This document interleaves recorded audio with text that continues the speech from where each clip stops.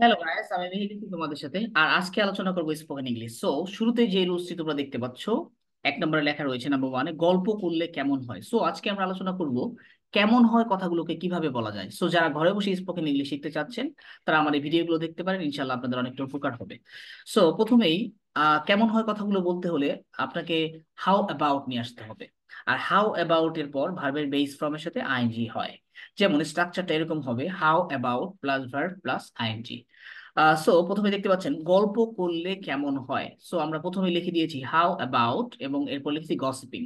So মনে রাখবেন যে হাউ অ্যাবাউট এর পর আপনি যেই ভার্বই বসাবেন তার সাথে আইএনজি হবে। সো গল্প করলে কেমন হয়, how about gossiping. Next one is TV দেখলে কেমন হয়, হাউ অ্যাবাউট ওয়াচিং টিভি। হাঁটলে কেমন হয়, হাউ অ্যাবাউট ওয়াকিং। পড়লে কেমন হয়, হাউ অ্যাবাউট রিডিং। সো এইভাবে আপনি হাজার হাজার সেন্টেন্স বানাতে পারবেন, শুধু হাউ অ্যাবাউট এর পরে ভার্বের সাথে আইএনজি যোগ করে দিলেই হবে।